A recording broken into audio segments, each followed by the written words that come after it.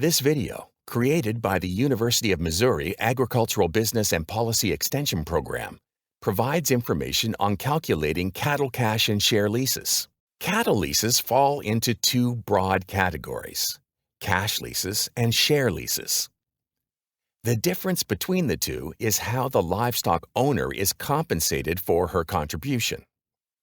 Both cash and share leases require the livestock owner and livestock operator to determine and value their contributions to production so they can create an equitable lease. Cash leases occur when the livestock operator agrees to pay the livestock owner in cash for her contribution, the livestock. Cows are normally rented on a per-head, per-year basis. In a cattle cash lease, the operator retains all income from the calves produced. The livestock owner retains open or cull cow sale revenue, unless specified otherwise in the agreement. Cash leases give the operator more control over herd management decisions. The livestock owner is not involved in day-to-day management.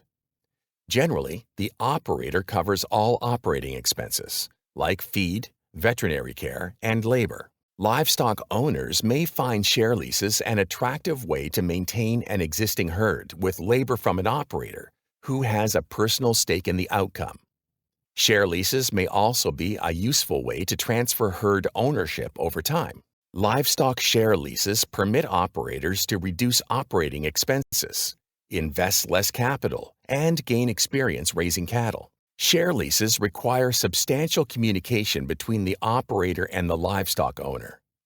Information shared includes an accurate account of expenses and revenue, cows determined open after breeding, number and condition of calves born, and dates of key activities, such as weaning. Trust between both parties is necessary for a successful share lease. The contributions of both owner and operator are the foundation for calculating either cash rental payments or shares of calves produced. A published cattle production budget provides a starting point for determining contributions. Adjust the budget to reflect the actual production and marketing situation.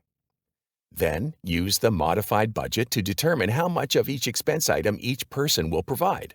For cash leases, the livestock owner needs to reasonably account for her annual cost of providing the cow herd. This includes accounting for dead cows, cull cow sales, and the cost of replacement heifers, if provided by the livestock owner. The payment terms are determined when the lease is agreed upon. The livestock operator calculates how much can be paid to the livestock owner in a cash lease by estimating his revenue and costs.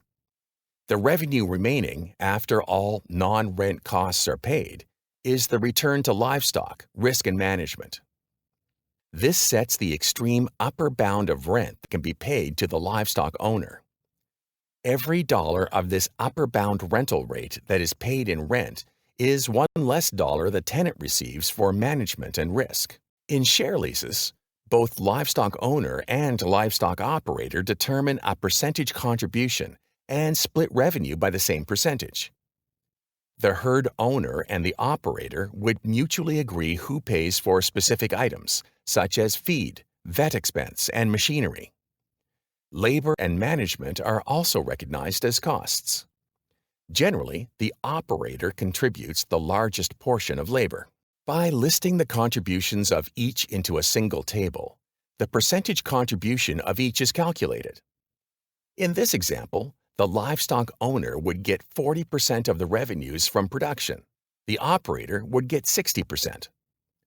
Although percentages do not always compute so evenly, there's no reason to not use the exact percentages, since they have taken the time to calculate and agree upon each of their contributions.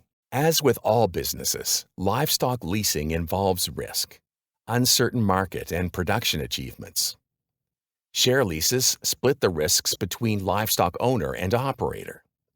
Discussing these uncertainties prior to entering a lease helps each party understand the risk they are assuming and plan how to reduce unacceptable risks.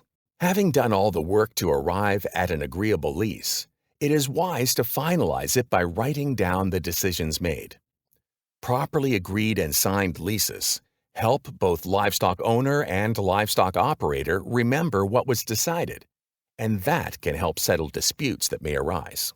Lease forms and examples of written leases can be found at aglease101.org.